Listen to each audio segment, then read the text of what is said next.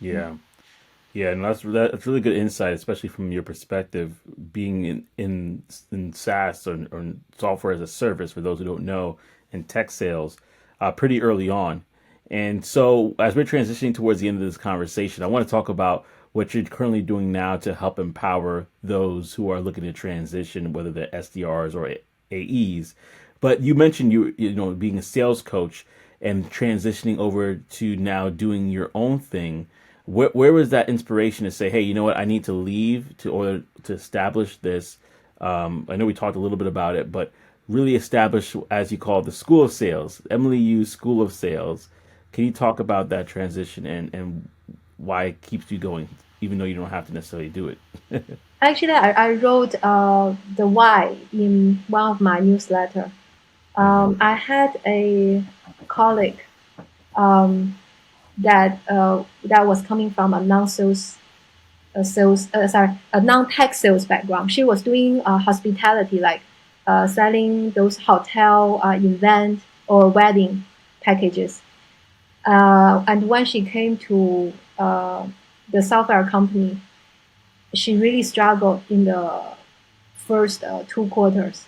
I mean, in the very beginning, she has a RAM quota, so it was not that difficult, right?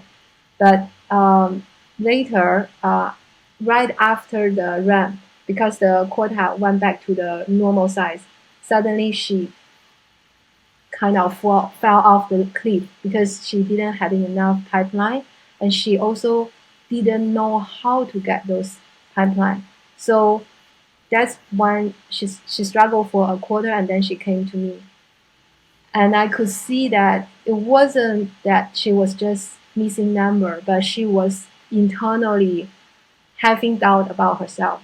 Like she Mm, really started to doubt, can I be a salesperson anymore? yeah. Why is it that I had sales experience but I couldn't do this? And I relate that to one of my own experience as well. Yeah. So that's when I decide, okay, I'm not just going to help you get back to your numbers, but I really want you to have that confidence about yourself as a salesperson. And that's when we had that 3 months coaching program where I really analyzed her pipeline, her territory, and also we look at her debt opportunities, her way of executing her sales cycle, everything. And it came down to three things. She had enough incoming leads, but her qualification wasn't great, like I mentioned in the beginning, right? And Yeah. then once she qualified a lead, she also doesn't have a way to bring the lead through the sales cycle.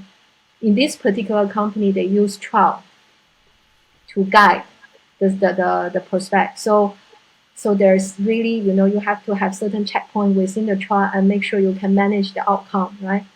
Hmm. And then the last part is she doesn't she her territory planning in the sense that she was 100% relying on whatever marketing was feeding her on. So if marketing had anything not stable, she wouldn't know what to do to Mm. make up her pipeline. Wow. So she didn't have an understanding of her territory. She didn't understand like where should I go to source more qualified leads. Yeah. So those are the three things that we work on, and it really helped her. By the end of the 3 months, she actually went from maybe 60, 70% to 100% quota achievement. Wow. And through that example, um, I really felt that okay. And also when we were during the coaching process, right? It is very important that I made her understand what she knew and what she was doing correctly. Yeah. And some of those things she was doing, execution was all good. It's just that like timing wasn't right or target wasn't right, so you didn't had the result you were expecting, right? But that's not your fault. It's just that things happen that way in sales, right? So Yeah. I think that really helped her to solidify her confidence, and she was Hmm. back to the cheerful person I once knew her. So I think that example really inspired me to say that, I felt that um, when I reached my 40 years birthday, I thought, okay, if God made me live this long, Mm, there must be a reason, like, what can I give back to this world, right? And I couldn't think of a more useful thing than this experience I had with this colleague. So I also realized that through my own experience, as well as many people I talked to, that if I didn't start my sales career with Salesforce, if I didn't had the good training they gave me, I also wouldn't be, so smooth sailing, so to say, right? A lot of people had even less things than me, and they were struggling. yeah. And I felt that this shouldn't be a privilege Mm, to just the people who are working for Google, Oracle, Salesforce. I think this should be something available to everyone. So that's why I start every Tuesday. I have this Ask Me Anything session. So anyone, if you are encounter, any challenges in your sales role, especially when you are not hitting your quota and you feel psychologically really discouraged and you just need someone to help you take a look. That's what I do. I really, take my time and diagnose their situation and help them to realize how much of this is because of your own, skill gap, or you didn't have experience, right? So this is the yeah. things you need to learn. But how much of this is actually because of the circumstance, and the circumstance is not something you can change, right? So Yeah. either you learn to live with it, or maybe you want to leave tech sales or leave this company, because this is going to be recurring. It is not going to change the Mm, practices. Yeah, and the one thing we didn't mention earlier is that I see more and more tech sales company becoming very easy to lay off people. yeah. I personally saw Salesforce 2022, 2023, 2024. It's all like at least 5% global, you know, to 5 to 10%. And the thing is, they always do it in January, February. And you know why? It's because that's when Wall Street, their financial year end, right? And the Wall Street is looking at their book and they want to make it look nice. So a lot of the time, when you're now coming into tech sales, it's very volatile, very risky in terms of your job security. When I have people who just joined the company for a month, like even before the month's end, they saw the companies laying off people. So yeah, I think um, for the people who really want to come into tech sales, I hope that money is not the only reason. Because when you are in a sales role, it's actually very hard to say how much money you will make, right?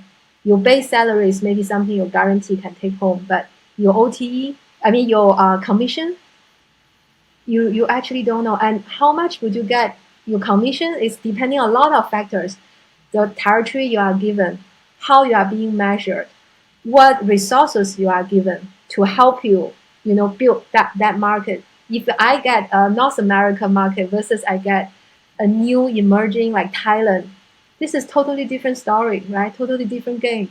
So, but in many companies, they will measure the AE across the world the same way, right? This is Victoria, this is how to do it.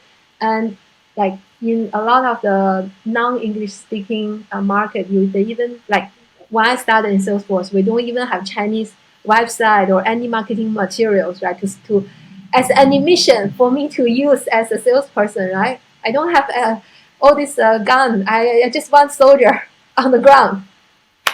Yeah, so I know what I'm sharing is maybe more geared towards Asia Pacific, but I think in US you also have developed the zone, right? Like your coastal area and then your middle, right? So Yeah. yeah, I think you have to understand what you are getting yourself into, and I hope all the things I'm sharing today can help you, having a bit more. areas to consider, and and also it always helps to talk to people who are already in the industry or who have already gone through the path, so that you can learn the life lessons from them, and not, don't need to use your own life to do the experiment one more time. That's right. I totally agree. Learn from the lessons of others so that you don't have to walk through the pain yourself. With that being said, thank you so much, Emily Yu, for being on this episode. As she mentioned earlier, you can connect with her on LinkedIn. So I'm going to have the LinkedIn in the description below. And you definitely go connect, especially if you're either looking to transition. You could ask her questions, but also if you are already in the industry and you're looking to make some moves, whether it's moving to a promotion to being an AE or even looking to develop your skills so that you could be better as an SDR or an AE. Either way, reach out to Emily Yu. Check out her LinkedIn. She has tons of experience, so she knows what she's speaking about. And make sure that you connect to the show. Feel free to like, comment, subscribe if you have not already.